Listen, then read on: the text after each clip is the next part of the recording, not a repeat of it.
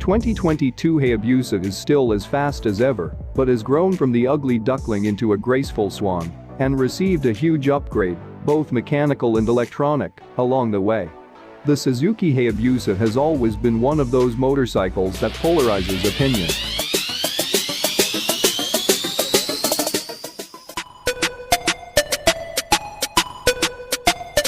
Suzuki's Hayabusa has always been a bike of extremes, extreme performance, extreme looks, extreme dynamics. Many thought it was coming to the end of its life in 2018, but Suzuki knew when it was onto a good thing.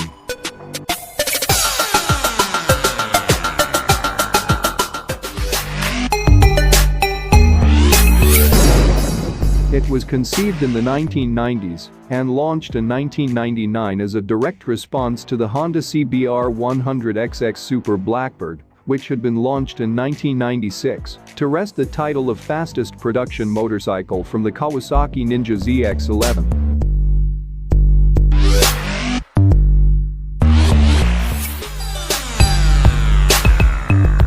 Some think it's spectacularly ugly, while others think it is unnecessarily fast.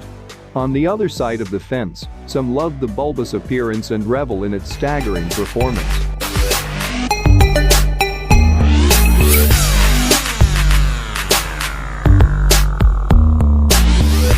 It managed this with a top speed of 178.5 miles per hour.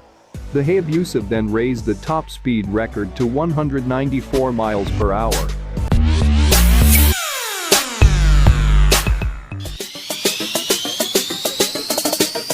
This speed led to fears of a European regulatory backlash and legislation banning these hyperbikes from being imported, so an informal agreement was reached between Japanese and European manufacturers to limit top speeds to 186 miles per hour.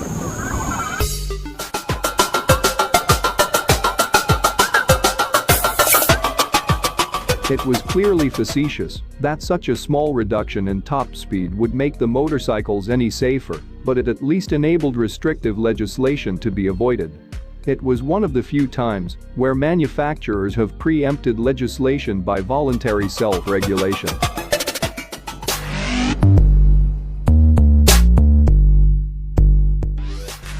The name Hayabusa is Japanese for peregrine falcon, which in its vertical hunting dive can reach speeds of up to 200 miles per hour.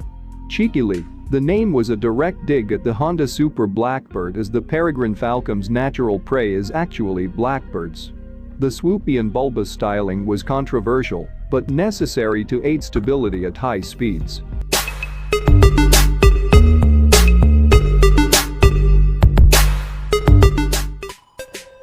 No one could deny that it wasn't striking and unlike any motorcycle before or since. Over the next 20 years, the looks and speed remained the same, despite starting to look a bit outdated in the face of a move to sharp-edged styling on performance bikes.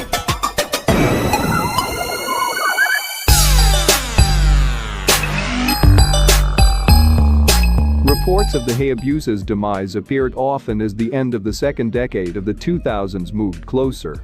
As most other manufacturers had left the category, with the exception of Kawasaki, which produced the ZX-R14 up to 2020, and as such an excessive motorcycle was seen to be increasingly antisocial, it was unclear if Suzuki would continue to develop the Busa, despite sales remaining buoyant of the existing models.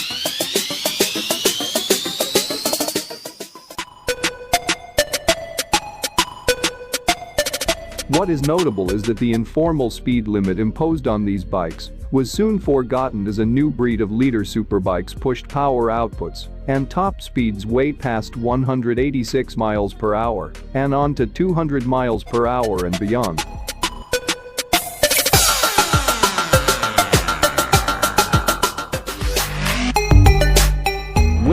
Won't they give us a new Hayabusa? Into 2021, and one of the worst kept secrets in motorcycling was confirmed, and we knew we were getting a brand new Hayabusa. Surely here would be the first 200 bhp Busa to bring it into line with current superbikes.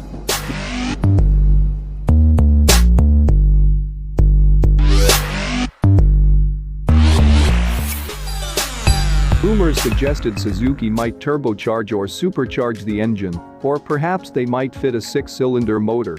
There was general dismay when it became known that the 2021 model would continue to be a naturally aspirated inline-4, and that horsepower would remain the same as the outgoing model, at 190 bhp.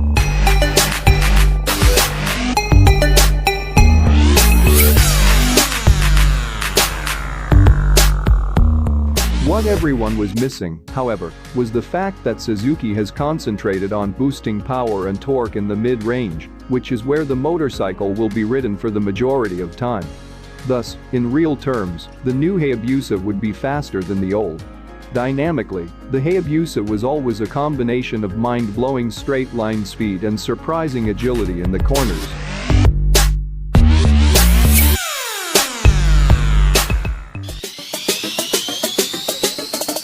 With such a long wheelbase and relatively high weight, no one would expect it to be as agile as a dedicated sports bike.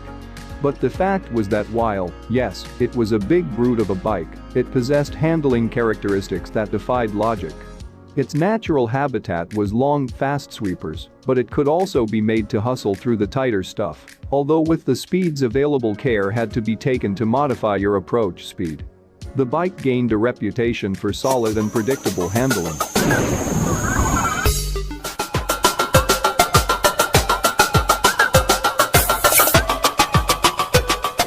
The 2021 Hayabusa takes this benchmark and builds on it. The Kib suspension front and back might look outwardly similar, but has been completely reworked internally and gives an astonishingly supple and magic carpet ride, while never feeling anything other than taut in the corners. Brakes.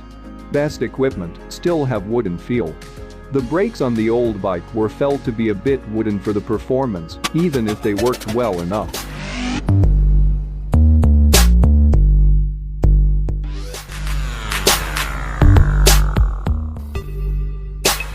With the new model, this has been addressed very effectively.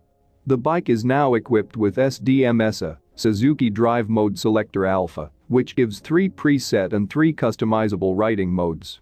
These offer variable power modes, traction control settings, anti-wheelie control, engine braking control, and an up and down quick shifter. These can all be selected on the fly. Also fitted is cornering ABS, hill hold control and cruise control, with an upper speed limit of 125 miles per hour.